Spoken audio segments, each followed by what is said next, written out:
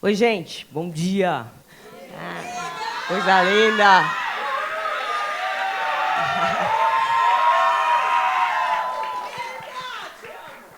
Mores, olha, eu sou uma mulher preta, retinta, acho que é importante a gente definir isso aqui logo na entrada. E, querendo ou não, é uma alegria imensa estar aqui no dia que se comemorou o Dia da Mulher Preta Latino-Americana e Caribenha. Né? Querendo ou não, somos descendentes de Teresa de Benguela. E ela deixou um legado para a gente que a gente tem que continuar. E mais lindo do que isso é ter uma Rachel Maia, uma Cida Bento, que eu tenho verdadeira veneração, falando das suas trajetórias e como que a gente pode alcançar lugares melhores, maiores, porque merecemos. E não é porque é esmola, né? Oportunidade não é esmola, né? Oportunidade de equiparação é exigido de qualquer sociedade que está minimamente desenvolvida. E falar disso nesse momento, no âmbito das empresas, dá voz também. A gente está aqui num processo que é colaborativo, né, Rachel? Eu acho que isso tem que ficar muito claro. Eu, quando vou falar nos lugares, eu tenho a mania de dizer que eu sou bélica. Mas é um bélico que tem que ser estratégico, gente. Até para a gente saber brigar, a gente tem que ter estratégia na nossa forma de falar e de movimentar a sociedade. A gente só vai ter o protagonismo que a gente tem, tanto almeja, se a gente tiver planejamento, se a gente tiver estratégia. Né? E para poder aquecer aí os motores, queria deixar uma mensagem para cada uma de vocês. Né? Vocês são agentes de mudança nos seus entornos? Empresas, onde vocês estão na fila do pão para você fomentar a mudança das pessoas que vocês querem dentro das suas instituições? É isso.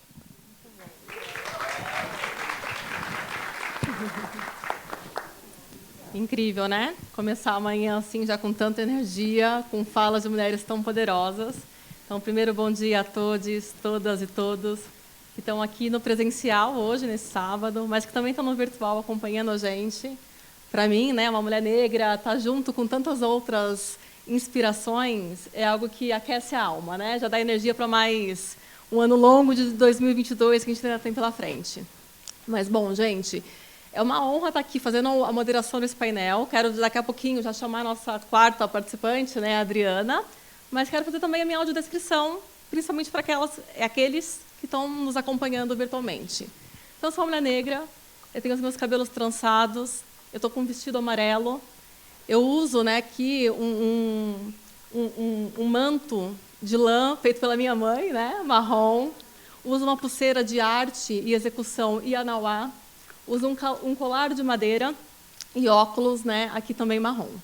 Então, dando sequência aqui, né, a gente escutou já um pouco a Rachel com fala absurdamente inspiradora, a Mônica já trazendo um recado para que veio, não é, Mônica? Vamos falar também com a Adriana. Então, Adriana, colocando essa tecnologia à prova, né? Vamos ver o formato híbrido das coisas acontecendo. Então, queria chamar a Adriana para também dar um oi para a gente, para aquecer aqui nossa conversa, antes de a gente começar esse painel. Bom dia. Aqui quem está falando é a Adriana. Eu sou da Feira Preta, do Instituto Feira Preta, da Preta Hub. Vou fazer aqui minha audiodescrição. Eu sou uma mulher preta, tenho cabelo crespo curto, estou com uma blusa laranja, com um brinco dourado com o mapa da África, e atrás de mim é um fundo marrom com quadro branco e alguns objetos de decoração. Eu estou muito feliz por estar aqui. Eu tinha me comprometido com a Nalva de estar aí com vocês, mas eu não dei conta nesse mês de julho. Está acabando agora o Julho das Pretas e eu venho de uma batida forte assim de atividades ao longo do mês e meu corpo hoje não aguentou levantar. E aí fica até aqui uma mensagem para nós mulheres negras que agora tem o mês de julho acaba sendo esse mês que também demanda muito da nossa energia, né? Da questão do autocuidado, sabe? Quando a gente consegue estabelecer os nossos limites e reconhecer o limite do nosso corpo. E aí eu estou aqui reconhecendo o limite do meu corpo, depois de ter passado uma semana de muitas viagens e não consegui estar aí de forma presencial, mas estou aqui, presente, para estar junto com vocês nessa prosa, nessa conversa, depois de ouvir a Rachel, depois de ouvir a Cida. São duas mulheres que eu tenho muita admiração e que têm acompanhado também a minha trajetória. Gente, quando a gente fala sobre o pacto, né, ele nasce de um intuito muito forte de trazer pragmatismo para a discussão racial. E a gente vem falando cada vez mais no ambiente corporativo sobre integrar. Integrar a perspectiva ambiental, integrar a perspectiva social, né? Ampliar essa visão do que é fazer negócios, do que é fazer gestão de fato. E quando a gente fala sobre uma questão racial em um país marcado pelo racismo estrutural, muitas vezes a gente vê de uma maneira ali que fica solta, subjetiva, sem ações práticas.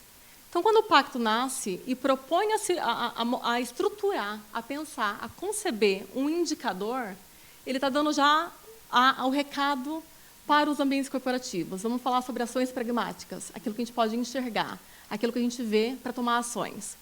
Falar em ESG no Brasil e não falar sobre a questão racial é não falar sobre sustentabilidade, é não falar sobre o que precisa ser falado realmente. A professora Cida destaca para a gente a importância do S, né? A Rachel coloca, né, a relevância de estar na posição e influenciando os lugares que ocupa.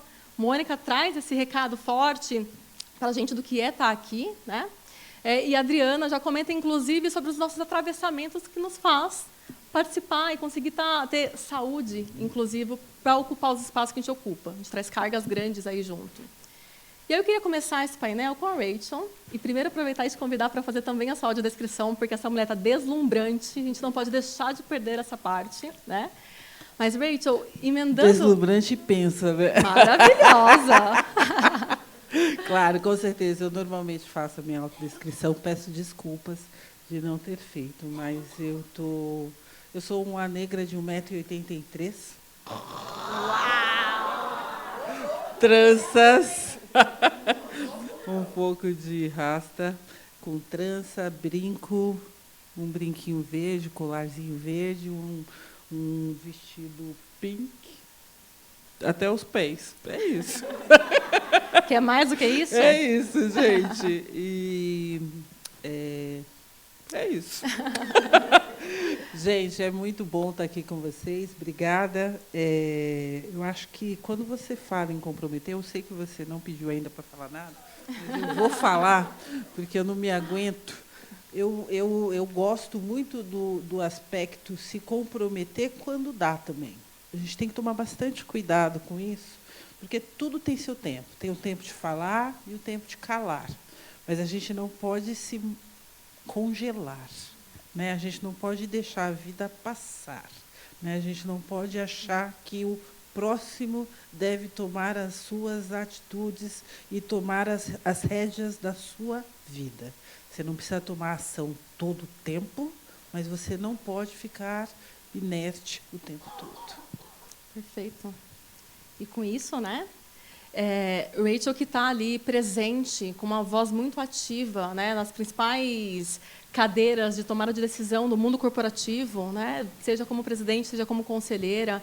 Eu queria começar escutando você, Rachel, sobre como que você vê a adoção de indicadores, né? Você vem discutindo a relevância, né, da equidade racial nas organizações há anos.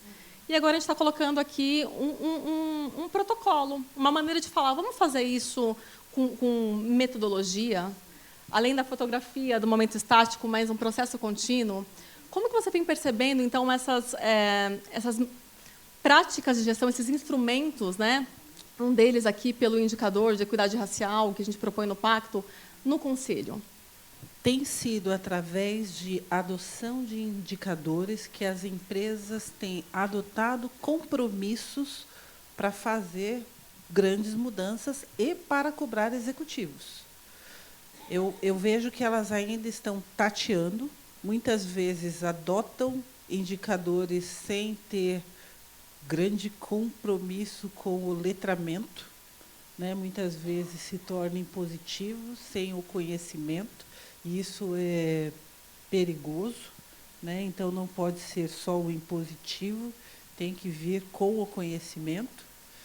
Mas eu vejo que essa é uma das formas de transformação, mas tem que ser indicadores com conhecimento. E eu vejo algo bem interessante, alguns compromissos públicos, que os compromissos estão conectados no bônus dos executivos. Posso te falar? tem sido fantástico. Simples assim. Desculpa, gente, falar de uma forma muito prática, mas quando você faz doer no bolso, o negócio, a roda começa a girar. E aí, quando você tem que colocar sair de 10% para 15% de mulheres na liderança, na alta gestão, não só na coordenação, você vai ter que colocar 15% de mulheres na liderança. Aí você vai ter 2 anos para fazer isso. Aí você vai ter que investir em curso, Então você vai ter que se mover, porque senão o seu bônus vai ficar reduzido em 15%, 20%. Este índice está conectado ao teu bolso. Então, isso ajuda, são métricas. E essa métrica faz você, né, ser exato. Né? A estratégia está conectado ao que você ganha. E aí é a forma prática do capitalismo.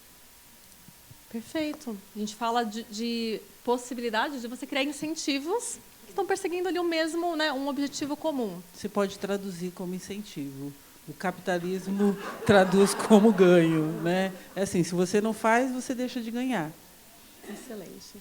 Você faz, você ganha. Você não faz, não tem ganho. Os capitalistas veem como ganho financeiro, a sociedade recebe como um ganho social. Como impacto. Dois lados ganham. Muito bom.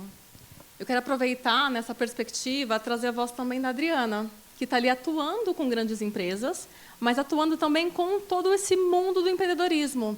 Então, Adriana, queria te ouvir nessa reflexão, né, da importância dos indicadores como algo que aproxima ou que, pelo menos, traz visibilidade e parâmetros para os diálogos.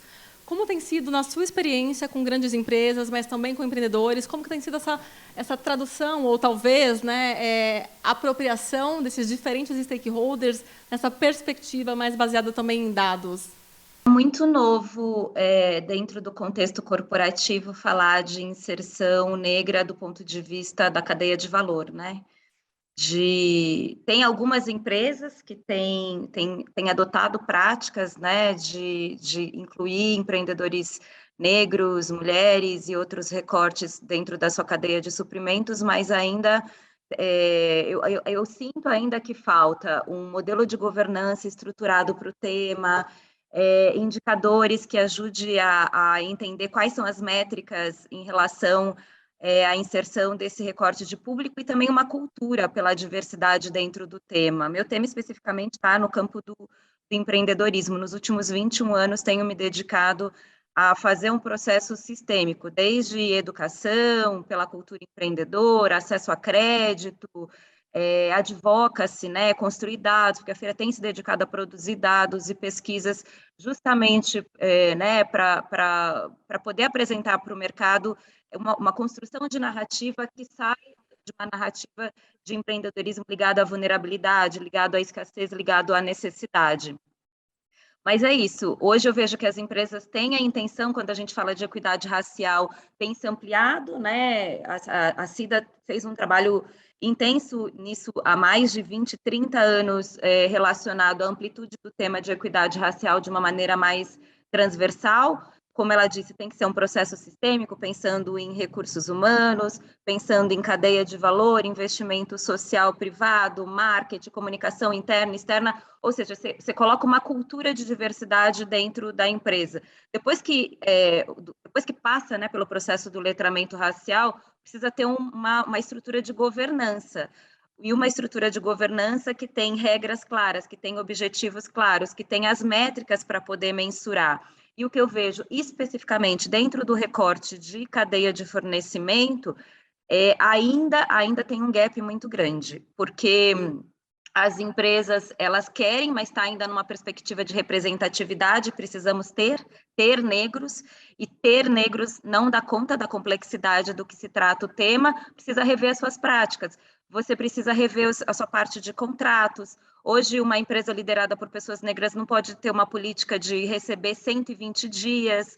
Todo o processo da entrada de uma empresa liderada por esses grupos dentro de grandes corporações precisa ter um processo educativo. Como é que eu, Adriana, vou participar de um processo licitatório de uma grande empresa se eu não entendo quais são as regras? Quais são as regras do jogo? Para minimamente eu passar por um processo de cadastro, para minimamente eu passar por um processo de compliance.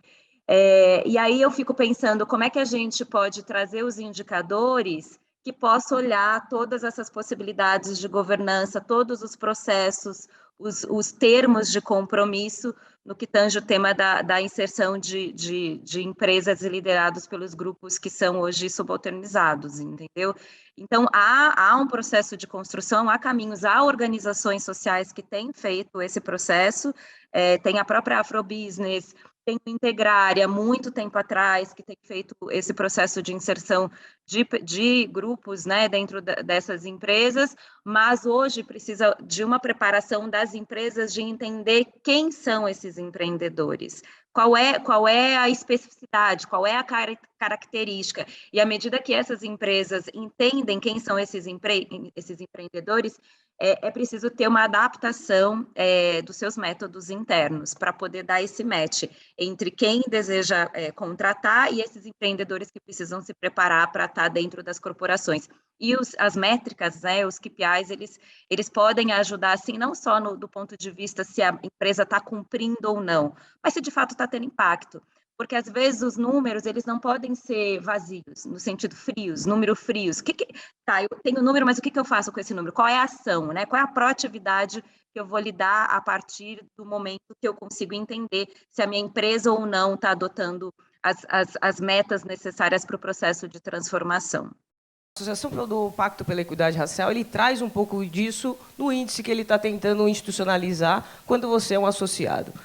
O IER, o que é isso? Mônica, me explica. É o Índice ESG de Equidade Racial dentro das empresas. E do que ele faz parte e o que ele quer mudar nesse contexto, nesse sistema em que a gente precisa ter um diagnóstico e saber para onde a gente vai. Minha mãe tem a mania de falar assim, para quem está perdido, meio de mato é caminho. E não dá para ser sempre o meio de mato. A gente está há 500 anos indo pelo meio do mato e não está chegando a caminho nenhum, não tem rota nenhuma, não está alcançando absolutamente nada. Então, o IEE ele é um índice que vem de um fator econométrico, que junta tanto o RAIS, que é a base do Ministério do Trabalho, que fala das pessoas que estão empregadas, o CBO, que fala do índice, que é uma codificação da ocupação da população brasileira, e a população economicamente ativa, efetivamente. Na hora que você começa a fazer esse índice dentro das empresas, anualmente, você verificar, estamos evoluindo, e onde a gente quer chegar com essa evolução? Estamos no mesmo patamar? Por que estamos nesse patamar? Eu acho que quando a gente traz efetividade através de dados e fatos, como o Giba bem trouxe aqui, a gente consegue traçar uma rota, uma trajetória que vai fazer com que a gente alcance resultados. Gosto disso que Rachel traz, mas eu não quero só tirar fotos conjunturais me vendo naquela cotização. Eu quero participar efetivamente de uma sociedade em que eu sou vista, em que eu sou referência, em que as pessoas querem chegar no mesmo lugar, porque não foi dada uma oportunidade esporadicamente, porque alguma coisa, algum dissabor, né? Vamos trazer George Floyd aqui. Não sejamos inocentes em dizer que muitas coisas aconteceram a partir de um infortúnio de uma pessoa. Eu não posso trazer esse tipo de coisa para poder fomentar alterações na sociedade. Ela, estruturalmente, ela está viciada. O status quo nunca levou em consideração a pessoa preta, e isso precisa ser alterado. Eu estou invocando e pedindo, e a gente tem que falar sobre o assunto, e a conversa não é fácil, mudança de status quo. Jéssica. Excelente, Mônica.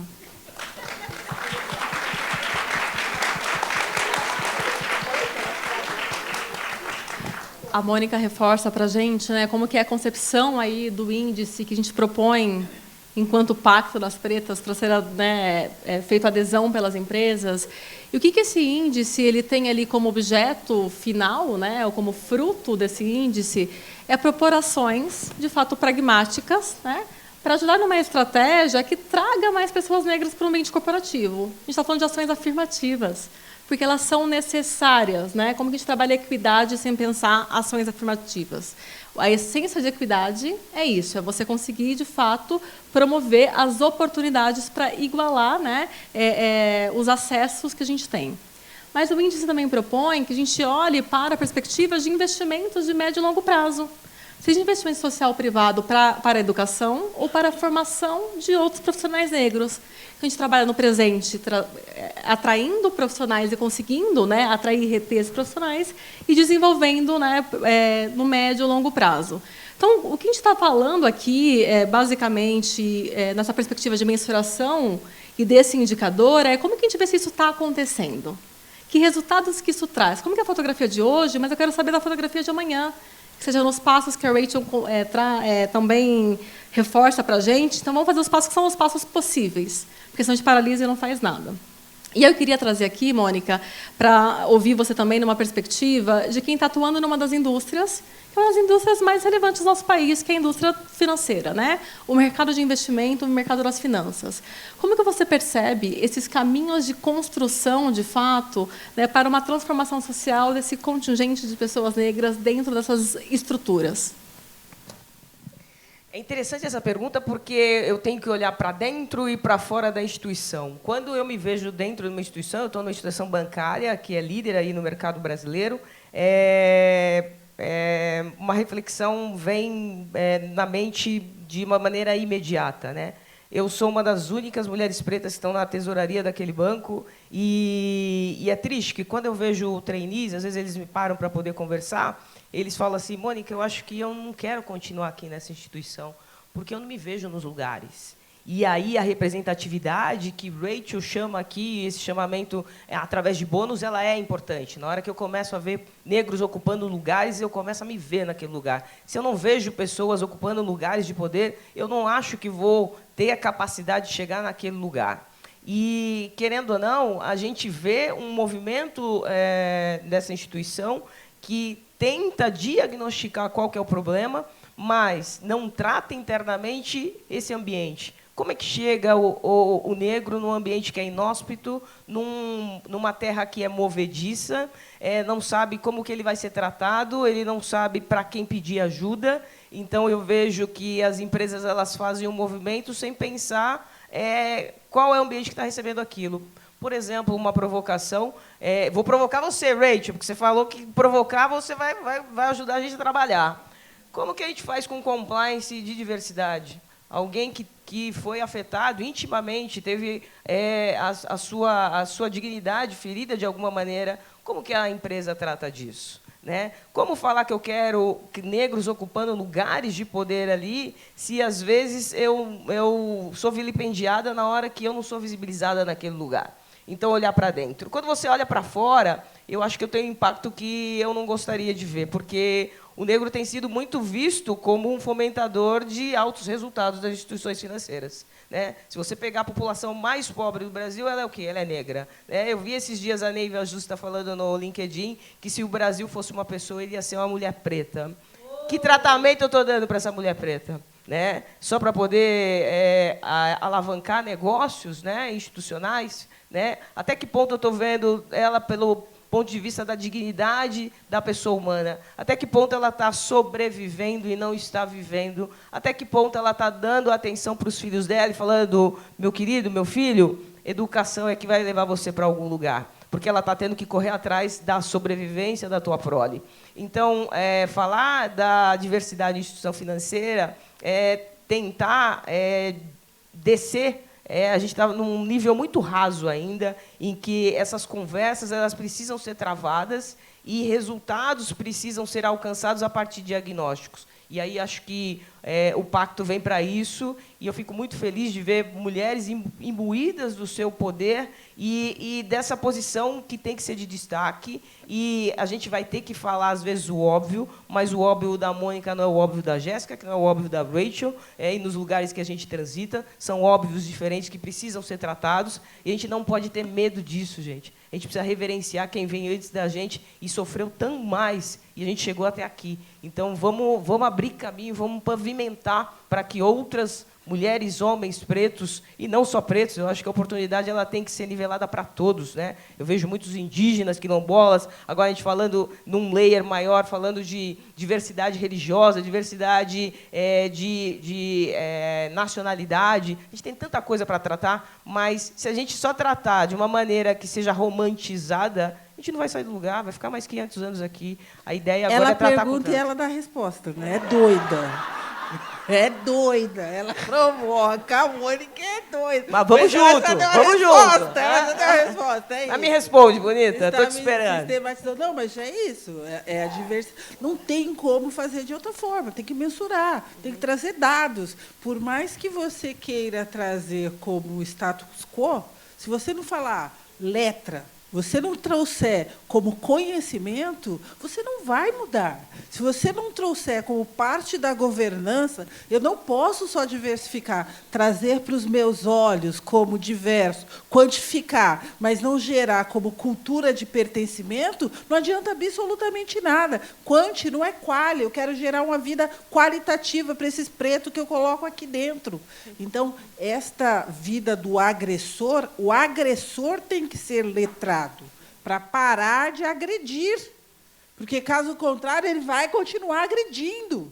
E eu não quero mais ser agredido. Eu, Rachel, não quero mais que uma pessoa olhe para mim no elevador e fale, putz, pode subir você. Não, vem.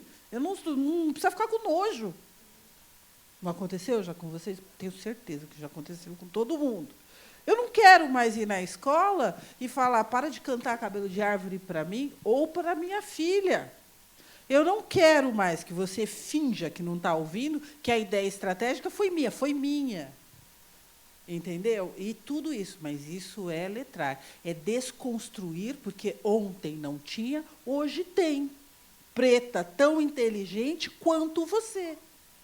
Mas isso é processo, tem que ser uma sistematização de desconstrução, reconstruir. E este reconstruir demanda, assim, eu sei que é duro. Muitas vezes fala assim, que eu tenho que tocar no financeiro para você forçar num primeiro momento, pode ser, mas que num momento esteja default. Eu sei que, às vezes, para algumas pessoas, pô, Rachel, mas isso não é natural. Não é natural que seja feito por todos. Por alguns será natural. Por outros, eu vou ter que ser propositiva. Você vai ter que propositalmente abrir um espaço. Eu não quero que você dê o seu espaço. Eu quero que você dê oportunidade para outros concorrerem à mesma vaga. Não só o seu amigo. Não só os seus. Eu quero também os meus. Os nossos. Não, neste momento, não quero os nossos. Eu quero os meus. Você entende? Eu tenho que ser propositiva. Lembrem-se, porque os nossos, hoje, está só os deles. Os nossos foram entendidos os deles. Para agora, nós temos que ser propositivas para a inclusão. Isso, às vezes, tem que ser dito. E aí ela está falando, tem 0 minutos. Pois ela está Rachel. pentelha aqui com esse celular dela. A Sol está aqui trazendo para a gente a lembrança que o tempo acabou, né? E a gente fica aqui com o coração apertado, querendo seguir nessa conversa. Mas eu vou embora com o compromisso da coluna das pretas. A Rachel deixou a mensagem dela para a gente aqui, né, essa chamada para a ação. Eu quero convidar também para fechar, Sol, um minutinho para a gente ter a fala final aqui das nossas participantes. Então, Adriana, queria que você desse tchau para a gente aqui também, deixasse uma mensagem final breve para a Sol não me matar aqui do lado. E depois, na sequência, a Mônica, né, e a gente fecha esse primeiro painel. Quero agradecer esse convite do Pacto por estar aqui. De fato, eu venho acompanhando a construção do Pacto desde o início, né? Quando o Jair e o Giba estavam começando essa história, quando a Cida começou a escrever texto, né? Fazer o processo de pesquisa junto com o Thiago Amparo, né? Se a gente vê foto 0, foto 1, né? De quando começou para o que está acontecendo agora, é um grande processo de transformação e de forma bastante acelerada. O pacto tem uma grande influência desses processos de transformação que vem acontecendo através das empresas signatárias, né? Cada vez mais as empresas têm aderido ao pacto e têm aderido ao processo do índice. E uma das coisas que né, se eu puder trazer de mensagem para todas as pessoas que estão aqui, nessas minhas andanças nas empresas, eu acho que a gente precisa trazer uma dimensão subjetiva e humana, porque muitas vezes fica numa perspectiva institucional, né? A gente precisa mudar as métricas, a governança, mas se não tiver pessoas envolvidas no processo para essa real transformação, a coisa não anda. Por mais métricas, por mais regras, por mais pesquisas que se tenha, se não tiver uma cultura, né, um papel individual ali disponível, né, para que essa transformação aconteça, fica só papel, fica só planejamento, né? Tipo plano de negócios, que você pode engavetar ou não. Então, tragam a dimensão humana, subjetiva, né? Coloque seus medos, tenha coragem, né, para fazer a transformação necessária. É complexo, dá trabalho, não é algo tão fácil. Eu tenho visto muitas pessoas pretas que estão em cargos de liderança dentro de grandes empresas, mas não estão conseguindo trabalhar, né, por conta do processo que a Mônica traz, da invisibilidade e de uma perspectiva de representatividade. Imagina, tem pretos aqui, tá? A empresa tem representatividade. Ter pretos dentro das empresas não quer dizer nada, além se não tiver um processo de real transformação e entendimento de qual é o papel dessas pessoas dentro das empresas. Porque senão fica só uma figura, fica tokenizado, entendeu? E eu fico triste quando eu vejo muitos pretos em cargos de liderança se sentindo token, se sentindo apenas uma figura representativa, sem de fato exercer a liderança que é necessário, sem de fato exercer o papel de impacto que é necessário para o processo de transformação. Então, eu acho que é isso que a gente precisa trazer também, uma dimensão real e profunda da condição humana do processo de regeneração que a gente precisa fazer. Obrigada e bom dia. Mônica, querida. Gente, queria agradecer muito a organização desse evento. Ele foi feito a 4 mãos, com pessoas que tinham um propósito. E eu acho que é um pouco do que vocês têm, cada um de vocês aqui, propósito para mudar, para ser um agente de mudança, e depende só da gente, né? A gente vem provando, durante esse ano, eu fiquei muito emocionada quando eu vi todo o movimento do Lázaro Ramos nos cinemas, e a gente provou para a gente mesmo que se a gente quiser, a gente vai atrás, e a gente transforma e as pessoas vão olhar para a gente, né? Então, para que não sejamos tokens, para que não sejamos os pretos únicos do rolê, eu sou contra isso. Eu acho que a gente tem um arsenal de inteligência, de sagacidade, de expertise para poder colocar em implementação e mudar o espectro da sociedade que a gente vive, para que a gente tenha um futuro em que os filhos da Rachel, meus filhos da Jéssica, não tenham que estar falando disso novamente. A gente tem que evoluir, e eu acho que esse passo está sendo dado, que seja o primeiro de muitos fóruns. E o mais importante aqui, que eu vou linkar com o que a Adriana trouxe aqui, é o autocuidado e a rede de apoio. A gente não está bem sempre, a gente precisa das outras pessoas, e que sejamos luz, cada um para o outro aqui. Eu acho que assim a gente vai muito longe. Obrigada, gente.